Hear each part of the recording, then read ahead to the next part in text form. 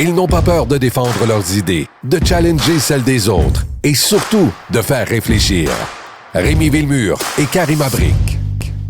Il y a un pilote d'hélicoptère qui sème la terreur à Saint-Jean-sur-Richelieu. Il survole comme ça à basse altitude et le voisinage là n'aime pas ça, est inquiet et il y en a marre. Il y a eu des plaintes. On parle de plus de 100 plaintes de citoyens qui ont été déposées. La personne en question là, qui fait ça, c'est pas la première fois qu'elle se retrouve dans la mire, on va dire, de la justice. Là. C'est quand même, disons que c'est un pilote un peu délinquant. On va en parler avec le maire de Saint-Jean-sur-Richelieu. Et qu'est-ce qui se passe? Comment se fait-il que ça se poursuit? Parce que c'est pas une affaire qui date d'il y a quelques jours. Là. Ça fait plusieurs semaines, sinon plus, que ça dure. On va en parler avec Éric Latour, maire de Saint-Jean-sur-Richelieu. Bonjour. Bonjour à vous.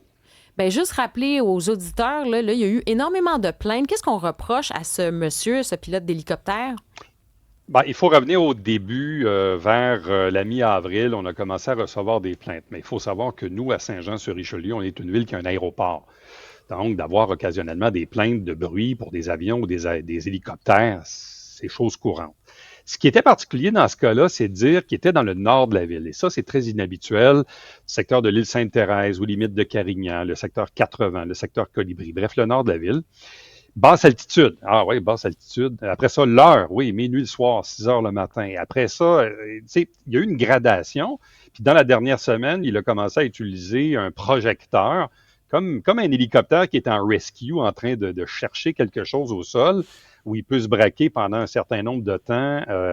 Imaginons, là, il est minuit le soir, tu te fais réveiller par le bruit d'un hélicoptère, ce qui est quand même assourdissant.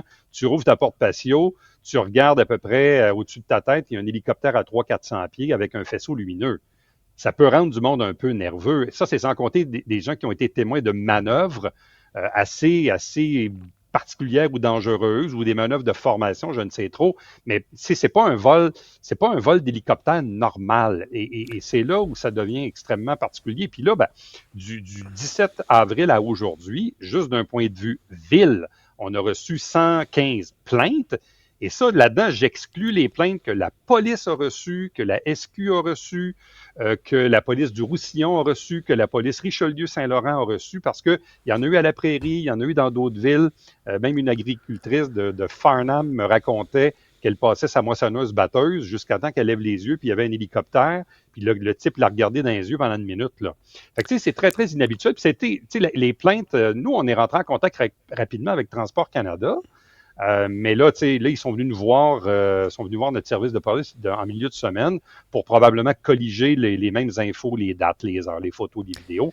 Parce que là, il faut monter un dossier. Ben oui, mais c'est qui ce cabochon-là, là, on va l'appeler de même, ce cornet? C'est qui ce gars-là? Ben, c'est un type qui a une trentaine d'années, qui habite à Carignan, pas loin de l'autoroute 10. C'est un type qui, donc, décolle et atterrit à partir de sa propriété, donc il n'utilise pas les aéroports de Saint-Jean ou de Saint-Hubert.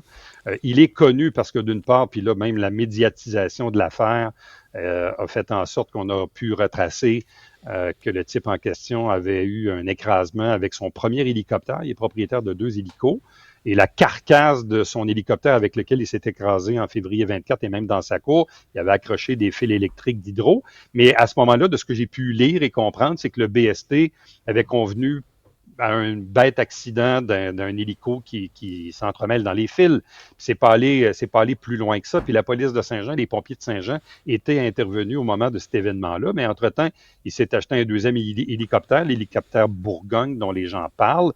Et c'est de cet hélicoptère-là qui est question. Puis quand on retrace les infos sur le type, tu sais, il y a eu à peu près une quarantaine d'infractions au cas de la sécurité routière. Il y a eu des problèmes avec la ville de Carignan, des problèmes avec la CPTAQ. Il a été arrêté pour faculté affaiblie. Il est repassé en cour en janvier, puis je pense que c'est reporté un peu plus loin dans l'année. Il a même voulu se présenter aux élections à Carignan contre le maire sortant.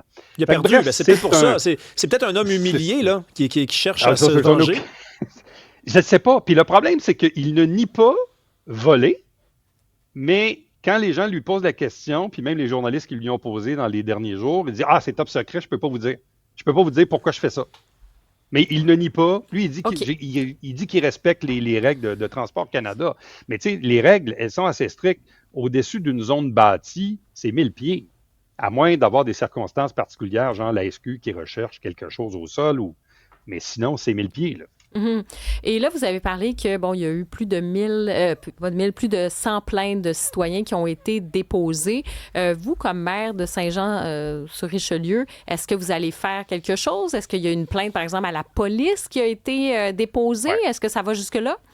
En fait, il y a 2 canaux. Premièrement, nous, on l'a signifié à Transport Canada et des citoyens eux-mêmes ont logé des plaintes à Transport Canada. Parce que quand ça concerne le ciel, les villes, les municipalités n'ont aucune juridiction. C'est les juridictions de Transport Canada qui s'appliquent. Sauf que là, on est ici dans un cas qui frôle le méfait, c'est-à-dire la perte de jouissance d'une propriété privée. Je veux dire, si quelqu'un arrive avec un hélico à minuit le soir puis Oui, qui puis il peut se déclare dans sentir ta cour, menacé. Il peut se sentir et menacé, bon, mais c'est pour ça que je pose la question. Est-ce qu'il y a eu oui. des plaintes aussi à la police? Oui, en fait, c'est ça. Il y a eu des plaintes à la police, des plaintes à Transport Canada, des plaintes à la ville, donc tout ça a été colligé. La police de Saint-Jean-sur-Richelieu a officiellement ouvert une enquête et c'est pour ça que depuis le début de la semaine, notamment dans ma publication Facebook, on dit aux gens 2 choses. Les photos, les vidéos, les heures, les lieux, bref, idéalement, il faut voir aussi les lettres d'appel sur la queue de l'appareil pour identifier l'appareil. Puis après ça, d'envoyer ces plaintes à Transport Canada, il y a une adresse courriel qui est horrible, d'une complexité, mais bon, on peut la retrouver notamment dans ma publication Facebook. Donc, envoyez les plaintes à c'est très Transport long, Canada. l'adresse courriel, c'est ça? Ah, je peux vous la retracer, mais vous allez avoir mal au cœur, là. Mon Dieu, OK. Oui, c'est assez particulier. Puis, du côté de la police, donc, on ouvre aussi une enquête en parallèle pour le volet méfaits, pour colliger aussi de l'information dans l'objectif, si c'est le cas, de déposer des accusations. Mais là, le procureur de la Couronne aura bien sûr à statuer sur la chose. Écoutez, l'adresse courriel, là, je vais vous la donner. Là, puis, allez-y, on est fait fort. Si vous êtes en auto, là, ne prenez pas ça en note. tc.rqa.avciv, trait d'union, civav.qar.tc en commercial tc.gc.ca. OK, ils veulent pas qu'on les dérange, en gros. Quelle bonne idée. Mais ce monsieur-là, on va le nommer quand même. Là, il s'appelle Mohamed Elias Jouini. On a essayé de lui parler aujourd'hui. Ouais.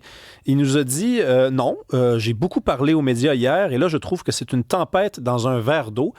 Vous venez de la raconter, l'histoire. C'est vraiment, il y a comme un décalage là, entre ce que les gens perçoivent en matière de gravité et ce que lui estime être son comportement. Il a vraiment l'impression d'être dans son droit, de faire comme quelqu'un de normal, agir comme quelqu'un de normal. C'est pas commun dans votre coin des actes d'incivilité comme ça. Là. Ça vient déranger un calme plat quand même. Là.